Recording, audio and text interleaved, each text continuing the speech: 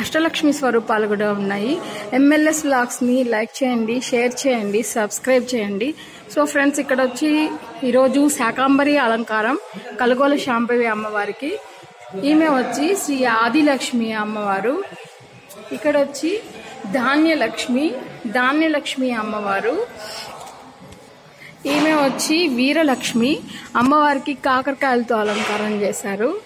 ఈమె వచ్చి గజలక్ష్మి, శ్రీ గజలక్ష్మి అమ్మవారికి చిక్కుడుకాయలతో అలంకారం చేశారు.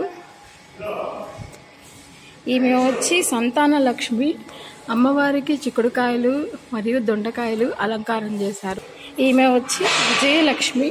సో అమ్మవారికి ఇక్కడ బెండకాయలతోటి అలంకారం చేశారు.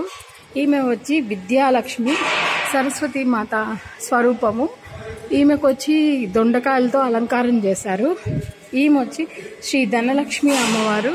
అమ్మవారు వచ్చి చిక్కుడుకాయలతోటి అలంకారం చేశారు. ఇక్కడ వచ్చి శ్రీ సుబ్రహ్మణ్య స్వామి ఉంటాడు. శివలింగం అన్నీ ఉంటాయి. సో స్వామివారికి టమాటాలతోటి అలంకారం చేశారనమాట. అడుగడుగున ఇక్కడ అమ్మవారి గుడి మొత్తం కూరగాయలతోటి అలంకారం చేశారు. సో ఇవన్నీ ఆకుకూరలు అమ్మవారికి తోరణం లాగా కట్టారు. ఇదంతా అమ్మవారి ఆలయ ప్రాంగణం. ఇక్కడ వచ్చి సప్తమాత్రికలు ఉంటారు. ఈమె వచ్చి చాముండాదేవి. ఈ అమ్మవారు వచ్చి ఇంద్రాణి.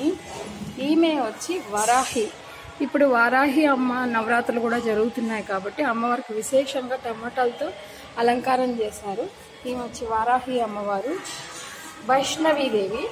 వీళ్ళు సప్త మాతృకులు అన్నమాట. ఇక్కడ వచ్చి కౌమారి ఈ అమ్మవారు. ఈ అమ్మవారు వచ్చి మహేశ్వరి.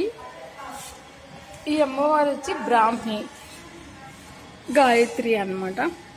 ఇవన్నీ సప్త మాతృకలు. అమ్మవార్లందరూ సప్త మాతృకలు. ఇక్కడంతా గుడి ప్రాంగణం అంతా అమ్మవార్లకి విశేషంగా అలంకారం చేస్తున్నారు. ఇక్కడ చాలా పెద్ద ప్రాంగణం ఉంటుంది. ఇది వచ్చి జమ్ము చెట్టు. సో జమ్ము చెట్టు అమ్మవారికి కూడా దొండకాయలతోటి అలంకారం చేశారు. ఈ చెట్టుకి కానీ చాలా పెద్ద వృక్షం ఉంటుంది. సో చెట్టుని కొట్టకుండా గుడి ప్రాంగణంలోని ఇక్కడ ఉంచేస్తారనమాట. మీరు ఇక్కడ చూడొచ్చు.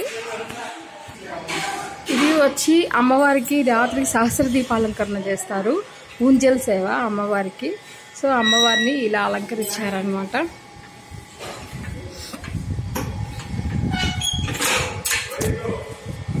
ఇక్కడ పోతే సాయంత్రం అమ్మవారికి పల్లకి సేవ ఉత్సవం ఉంది. సో పల్లకిని ఇలా చిక్కుడుకాయలతోటి అమ్మవారిని ఇలా అలంకరించారనమాట. ఈమె కలగోల శాంభవి అమ్మ.